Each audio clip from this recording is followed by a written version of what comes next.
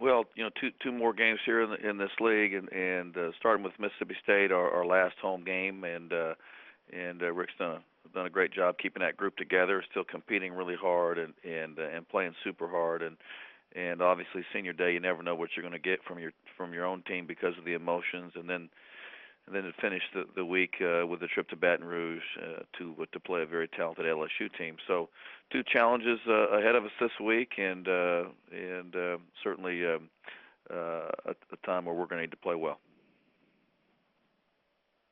Our first question is from A.P. Stedham of Bama Magazine. Yes, good morning, Coach Fox. Good morning.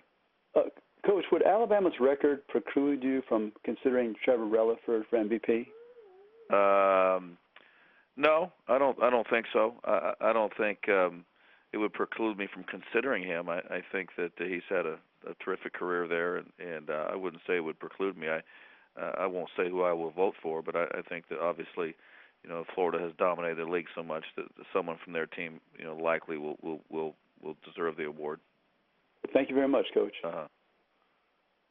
Next question is from Michael Bonner of the Jackson Clarion Ledger. Hi, Mark. How are you? I'm doing fine. How are you, sir? Good.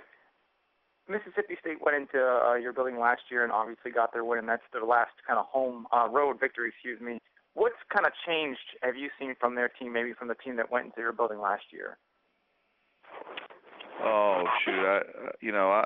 I don't know. I think that, obviously they shot the ball very well that day, and anytime you do that, on the road, you're going to give yourself a chance. And I remember that vividly about that game. But I don't know if I could really give you an exact comparison because that game was so long ago. I don't know how much they've changed and how different they are. That would be hard for me to do.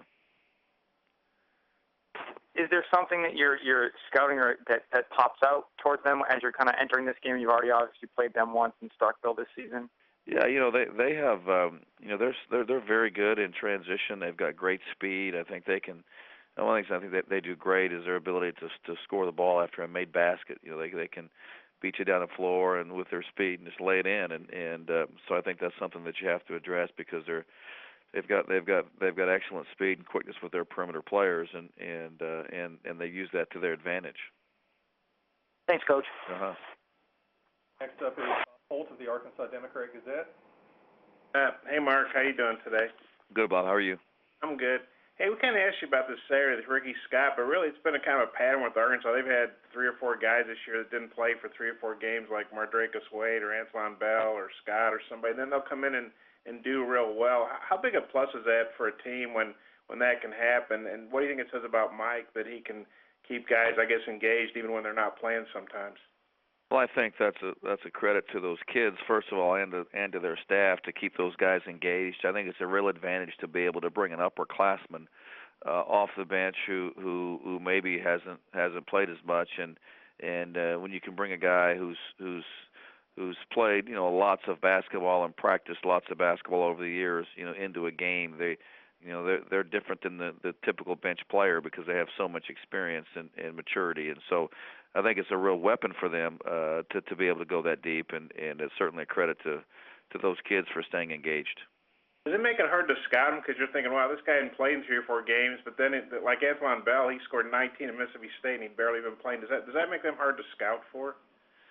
No, I think that obviously when you play Arkansas, they have a deep team, and so you try and cover all the personnel. So I don't think it makes it that much more difficult to scout. It's just who gets the hot hand, and that can happen any night. Thanks.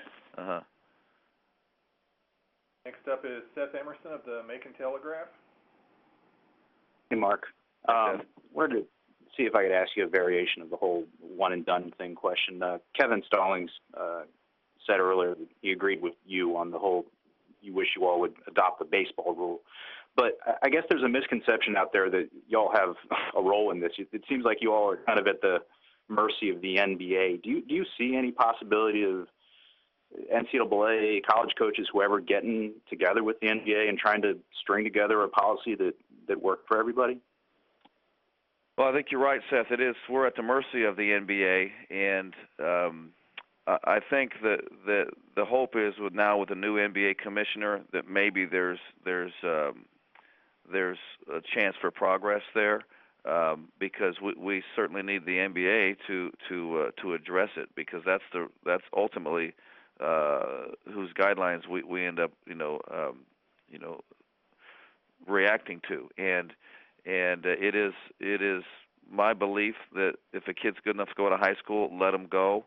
But if they go to college, like we do in football, or like we do in baseball, is require them to stay for 3 years, because I think it would make not only our game better, I think it would make the NBA game better. But we do need the cooperation of the NBA to make that happen. So can we reach out and make some progress? I certainly hope so.